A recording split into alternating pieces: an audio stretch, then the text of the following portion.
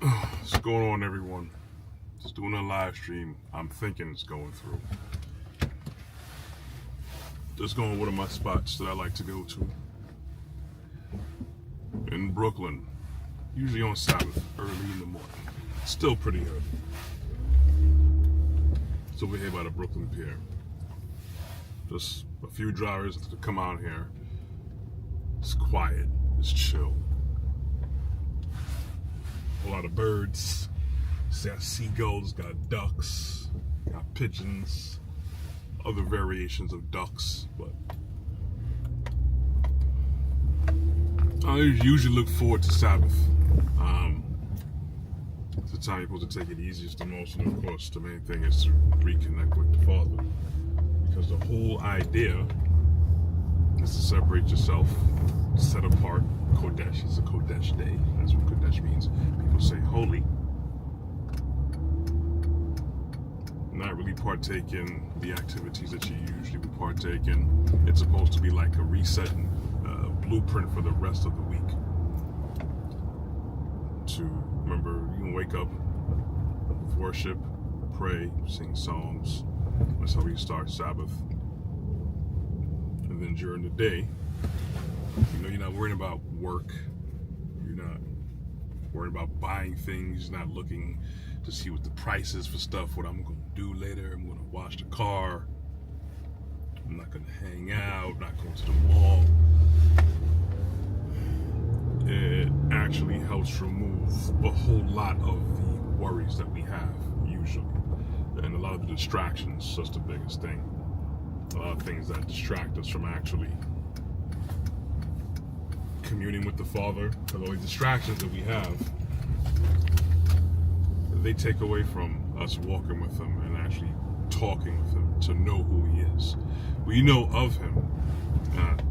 This culture, this country, and many parts of the world, people know of God, and God is really a title that could be reserved. People say little g's when they refer to other deities. When they talk about other deities and stuff, refer to them as God, usually little g's. So it's really a title, even though most people would probably think that you're talking about Yahuwah Almighty. But a lot of us don't have an idea of who He really is. We know of Him, we speak of Him, we know who Jesus is, the promoted, the commercial image of Him that's been pushed from the church for so long. That image was made by who was it? Leonardo da Vinci, based off of the image and likeness of Caesar Borgia. Caesar Borgia, part of the Borgia family, weren't really a bunch of nice people. So it's kind of like a spit in the face for the image that we know as Christ has been pushed. It's from a very wicked origin. But anyways, Sabbath is a chill day. It's supposed to be. And I didn't grow up learning Sabbath. I didn't really know what Sabbath was. I grew up like everybody else. Woke up. Main concern was Saturday morning cartoons. Going outside, riding my bike, playing with my friends, going to parties. That's what it was. That's what this was for me. So I didn't know anything about Sabbath. I didn't know about taking time to reset. And, Yah set this day aside for everybody. It's made for man. And it's not supposed to be a burden. But of course, you come from a world where you getting up, I'm going to wash a car, I'm going to clean the house, to this party, we on this trip out here, we either went on, Friday or Saturday, we about to go and get it in. So when you come from that mindset, that's how most of the world is, it's going to be hard. It's going to seem like a burden, because now everybody else is out there having fun in the summer. In America, there's block parties. You got parties going on. People out here doing things. They living life. And it seems like I'm trapped in a prison if you didn't come up with that mindset, or if you're not moved. You could study and be moved by the Spirit. Just because you study scripture don't people here, churchgoers, they study, but they're not moved by the word. They learn things just for the sake of knowing it, and they can regurgitate certain things at certain times, but actually be transformed through the process. It's a process. And then the more you go through that process, the more you learn, the more knowledge and discernment you get. And then you start to move and weave through what you know, what Yahuwah intended and what man made and what's not his way. So then you have a lot of crossroads that you got to come across. It's consistent. I'm pretty sure where I usually say the term, it's the Cinderella effect, where you just get a bunch of sparkles coming down and you transform.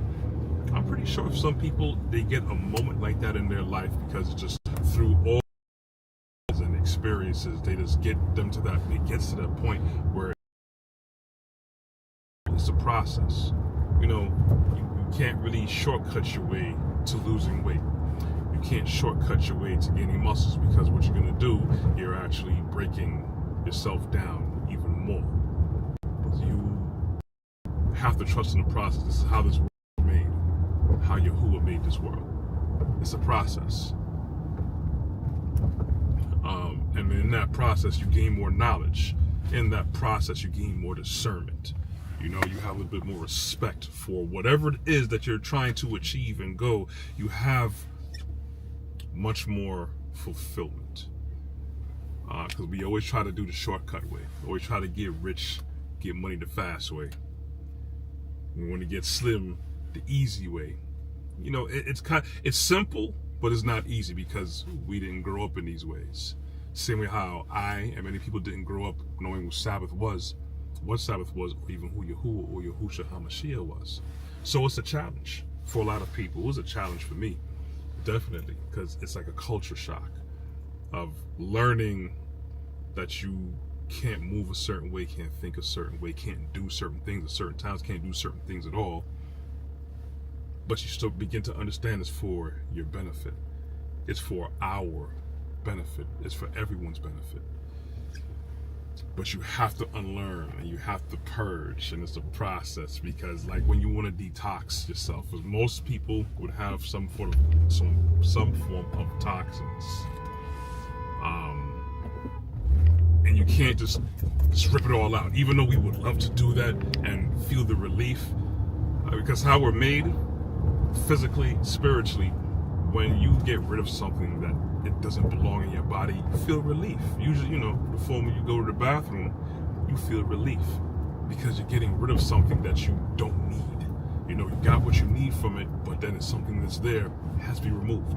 Same thing with diseases, same thing with certain growths, certain mindset, and spiritually, when you start to purge yourself from things that you've learned and you unlearn them, the weight comes off. So we feel relief. So it's actually better for everyone.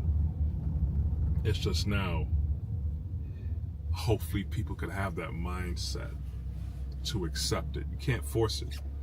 It may seem like you could try and force people to move a certain way. I get it. I understand why people would want to move like that. But for true growth through Yahuwah, and he's the ultimate source of love and life. In order for life to really prosper, you have to have an understanding and respect of life all around and where it comes from. But to have true love, not the abusive love, which could be lust, or you just want to be controlling, it can't be organic. There's no possible way for true love to abound, to grow, to actually be there if you're forcing it. It's not going to work because it's going to be a burden, and then people are going to want to rebel just naturally. So it's a hard thing to have to go through the process yourself and know other people are going to reject what you do, how you move, how you live. When you know it, and you know that you're not going to be part of certain things anymore, because you may still have a desire for it. And this is part of the process where you're going to have to consciously and be cognizant of everything you do and everything you say. You know, certain things that I used to do, I can't do it anymore. Certain people who always hang around, I can't hang around like that anymore. That don't mean you don't love people. You know, that doesn't mean that you don't care for them. Because remember, all this is about loving as Yahusha lived, and loving as he loved when he was here. And for many people, it's a hard thing. Some people, there's loving people automatically. So they have that in them, whether they realize where it comes from or not. A lot of times, a lot of people find it very easy to not love, to hate. This is where a lot of division comes from in the world, in our country. That's why people feel like, oh, I'm not like those people over there. So all the bad things or whatever they're about, I'm not about. So you automatically separate yourself from certain things. Yes, we have to be a Kodesh people, set apart people, ultimately. How the world moves, how people move, and how Yahuwah moves. How Yahuwah wants everyone to move. You're going to get to a point where you can't be certain things anymore. But this is just some of the things I reflect on. Because it's not like you just graduate in like college, higher education. Because you usually learn things from elementary school, and then high school, and then if you do pursue college or this life in general. With Yahuwah, it's you would learn things, and as much information and experience that you would have walking this path, you will always return to the basics. And then when you get back to the basics, you learn even more. It just keeps building on itself and just keeps feeding you consistently. You have to be willing to go through it, to go find it. And the more you do it, the more you're going to want to get more knowledge, to get more discernment, to get more direction. And it shapes you, it shapes you with having you reflect everything that you're about. It lets you see yourself for who you really are. And you can't do it on your own. You got to do it through Yahuwah. And you have to do it with love in your heart. Because it's real easy to go separate yourself and just be in your studies and be about your work. There's times you may have to do that to build yourself up, but it's not for you to just be separate all the time, because we all are responsible, ultimately, for each other. We all are responsible for how we interact with each other. So you could easily not agree with people and stay away from them, but at the same time, you have to get to a point where your very presence emanates Yahuwah. Not for your own vain reasons. But when you start to go this way, because people will know that you don't move a certain way, you don't talk a certain way, you don't get involved with certain things, you're more prone to be a bit more loving, to be more patient, to be more wise, to be more cautious, to be more transparent. That influences people. So we either get to the point where we're not doing it for selfish reasons, for personal gain, for recognition. You're doing it because we're made in Yahuwah's image. We're supposed to be as him. We're supposed to be as him. And we're supposed to reflect that. And that reflection, it reflects on people. Now, it's going to be people who's going to not like that. There's going to be people who are going to be automatically be put off. Because there's always going to be some part of us in our human condition that's going to be put off. It's going to feel the sting, where it's going to feel like, this sermon or this scripture, it's talking about me, about something that I feel, something that I know I still got going on about me. And I may not like it.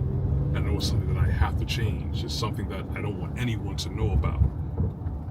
But it's what it is. And you have to be humble to recognize that. Some people are not. They're not at the point where they're humble or recognize that yet. Some people, they just never will be.